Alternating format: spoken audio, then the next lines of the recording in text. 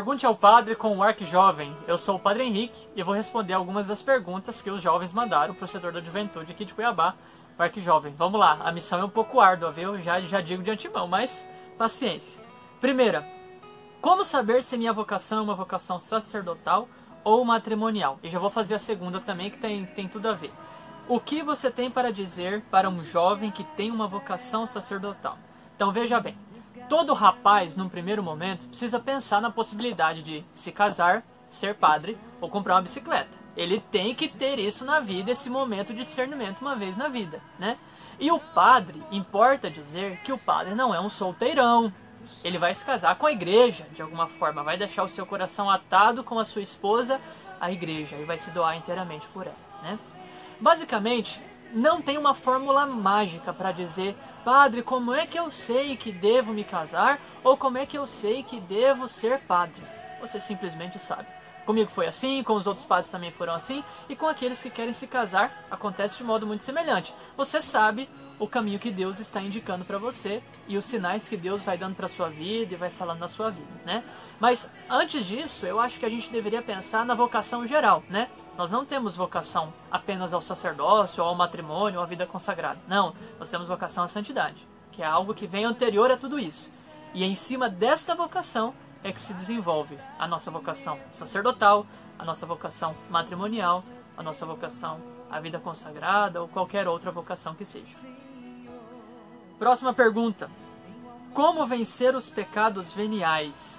Bom, os pecados veniais se vencem com as virtudes contrárias aos pecados veniais. Por exemplo, se você tem o vício venial da gula, você precisa desenvolver a virtude da temperança. Mas os pecados veniais, às vezes, são muitos na nossa vida.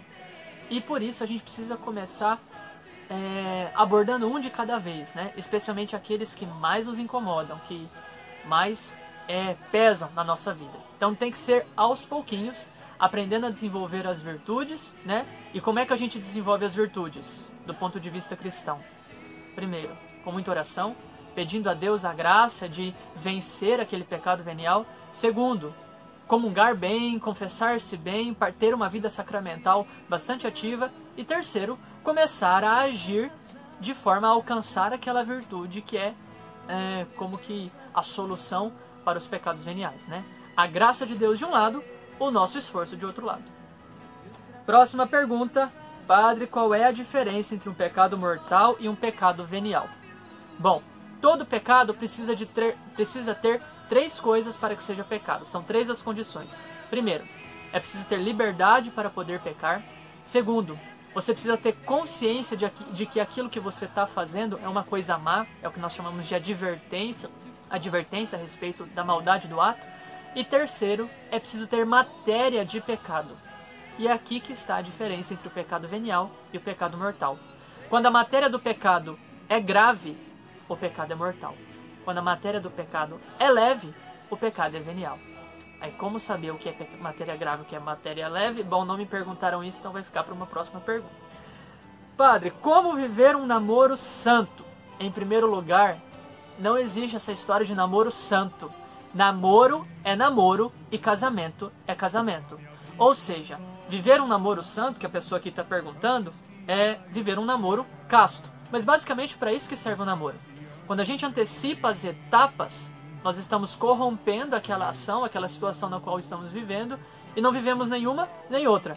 Um casal de namorados que antecipa, por exemplo, a união sexual, não é que não está vivendo um namoro santo, é que deixou de viver o namoro e antecipou o casamento de modo incorreto. Então não vive nem uma coisa nem outra. Viver um namoro, propriamente falando, como nos ensina a igreja, exige que os namorados não ajam como casados. Ou seja, não fiquem perdendo tempo sozinhos em casa, em qualquer outro lugar. Não fiquem dando toques muito calientes um do outro, porque isso não vai ajudar nem um pouco. E é preciso controlar a paixão e manifestar o carinho de forma diferente.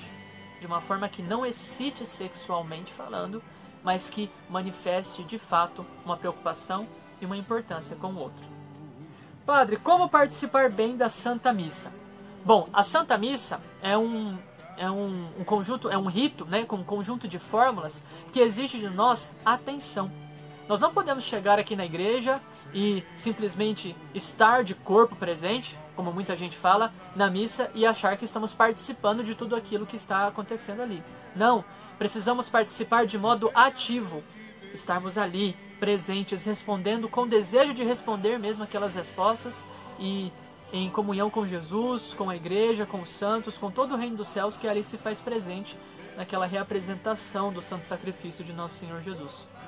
Isso precisa ser também uma participação eficaz, porque precisa gerar graças, precisa gerar frutos, não só nas nossas vidas, mas na vida das pessoas pelas quais nós estamos intercedendo. E precisa ser uma participação que brote do nosso coração, né? A gente pelo menos tem o desejo de estar ali. É claro que muitas vezes as distrações acabam nos corrompendo e levando a gente para longe. Mas desde que a gente não ceda a elas, desde que a gente não fique alimentando as distrações, nosso Senhor vai nos acolher e acolher a nossa oração, porque Ele sabe como nós somos ruinzinhos, como nós somos fraquinhos com relação a isso. Padre, como me preparar bem para uma confissão? É preciso fazer um exame de consciência. Nas paróquias aqui em Cuiabá, várias delas já têm exames de consciência em folhetinhos, mas você encontra facilmente exames de consciência também na internet. É importante prepará-los em oração, diante do Santíssimo Sacramento, num momento mais tranquilo que você está em casa, né? Às vezes exige-se mais tempo para preparar um exame de consciência, você tem que dedicar mais àquilo.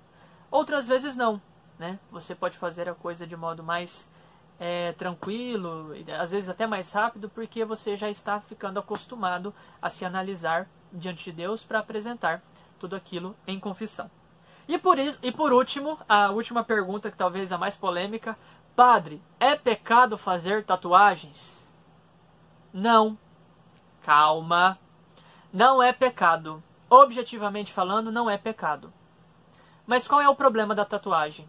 O problema da tatuagem é a mentalidade revolucionária que está por trás. Por que é que as pessoas muitas vezes fazem tatuagem?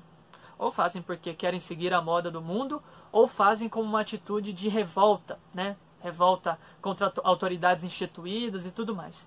Então precisaria ver melhor qual é a intenção da pessoa de fazer tatuagem. É para seduzir? É para atrair? É para manifestar de alguma forma no corpo uma revolta a alguma autoridade da sua vida? Seu pai, sua mãe, o padre da sua paróquia, seu chefe, o presidente, sei lá. É preciso analisar bem isso, qual é a intenção de realizar este ato, que objetivamente falando, não é pecado. Mas nem sempre o objetivamente falando é o que nos indica bem o caminho correto a ser trilhado.